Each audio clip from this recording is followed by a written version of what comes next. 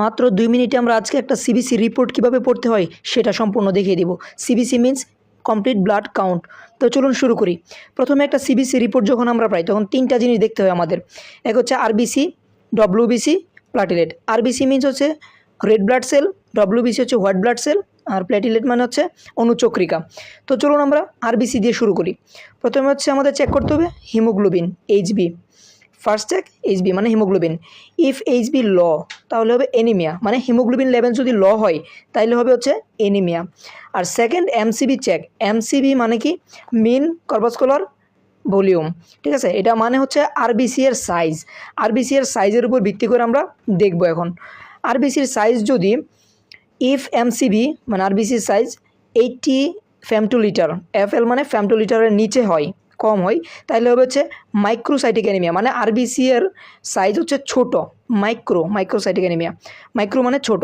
তো এখানে কী কী কারণে হইতে পারে বা কমন কজেসগুলো কি? আয়রন ডেফিসিয়েন্সি অ্যানিমিয়া, থ্যালাসেমিয়া হচ্ছে জেনেটিক একটা প্রবলেম, ঠিক আছে। এখানে আরবিসি কাউন্ট কী হয়, হাই হয়ে যায়।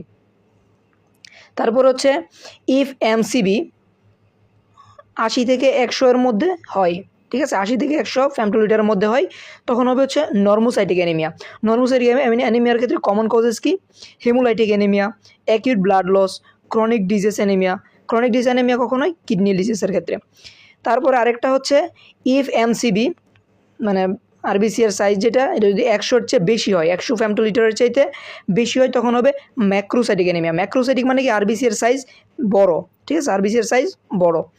তো ম্যাক্রোসাইটিক অ্যানিমিয়ার ক্ষেত্রে হচ্ছে দুইটা ভাগে যদি আমরা ভাগ করি, দুইটা কারণ, মেগালোব্লাস্টিক অ্যানিমিয়া, নন মেগালোব্লাস্টিক অ্যানিমিয়া। মেগালোব্লাস্টিক অ্যানিমিয়া কী কারণে হতে পারে? ভিটামিন বি12 ডেফিসিয়েন্সির কারণে এবং ফলেট ডেফিসিয়েন্সির কারণে। আর নন মেগালোব্লাস্টিক অ্যানিমিয়া হতে পারে লিভার ডিজিজ, অ্যালকোহলিজম, তারপর হচ্ছে হাইপোথাইরয়েডিজমের কারণে হতে পারে, ঠিক আছে। এখন আসি হচ্ছে ডব্লিউবিসি। ডব্লিউবিসি কী শো করে?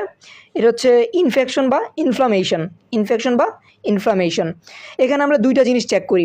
একটা হচ্ছে টিএলসি মানে টোটাল লিউকোসাইট কাউন্ট, আর একটা হচ্ছে DLC differential leukocyte count.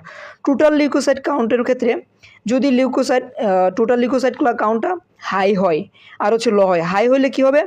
Leucocytosis, মানে এখানে ডব্লিউবিসির বেশি, ঠিক আছে, লিউকোসাইটোসিস। এই কারণে হচ্ছে কজেস কি? ইনফেকশনের কারণে, ইনফ্লামেশনের কারণে হইতে পারে। তারপর টিএলসি বা টোটাল লিউকোসাইট কাউন্ট যদি লো হইলে কী হবে? লিউকোপেনিয়া, মানে ডব্লিউবিসি কাউন্ট হচ্ছে কম। এখানে হচ্ছে সিভিয়ার সেপসিসের কারণে, তারপরে বিএম সাপ্রেশনের কারণে, ঠিক আছে। এবার হচ্ছে ডিএলসি মানে ডিফারেন্সিয়াল লিউকোসাইট কাউন্ট। এই ক্ষেত্রে হচ্ছে 4টা জিনিস আমরা দেখব এখানে। নিউট্রোফিল বেশি, তারপরে লিম্ফোসাইট হচ্ছে বেশি, ইউসিনোফিল বেশি, মনোসাইট বেশি। এগুলো হচ্ছে ব্লাড, ঠিক আছে, ব্লাডের হচ্ছে কণিকা এগুলা ডব্লিউবিসির। তো যদি নিউট্রোফিল বেশি হয় তখন হচ্ছে ব্যাকটেরিয়াল ইনফেকশনের কারণে হইতে পারে, অ্যাকিউট ইনফ্লামেশনের কারণে হইতে পারে। তারপরে লিম্ফোসাইট বেশি কী কারণে হতে পারে? ভাইরাল ইনফেকশনের কারণে। ভাইরাল ইনফেকশন কী? ডেঙ্গু, তারপর হ্যাপাটাইটিস এগুলা। তারপর হচ্ছে টিবি বা টিউবারকুলোসিসের কারণে হতে পারে। ইউসিনোফিল হাই কখন হয়? অ্যালার্জি, অ্যাজমা বা প্যারাসাইটিক ইনফেকশনের কারণে হতে পারে। ম্যাক্রোসাইটিক হাই কী কারণে হতে পারে? Chronic inflammation, auto immune disease, এসব কারণে। তারপরে সর্বশেষ হচ্ছে প্লাটিলেট চেক করব। প্লাটিলেট কী করে? হেল্প ইন ক্লটিং, মানে ব্লাডকে রক্তকে জমাট বাঁধতে সাহায্য করে। কোনো একটা অংশ কেটে গেলে শরীরের, সেটা জমাট বাঁধতে সাহায্য করে।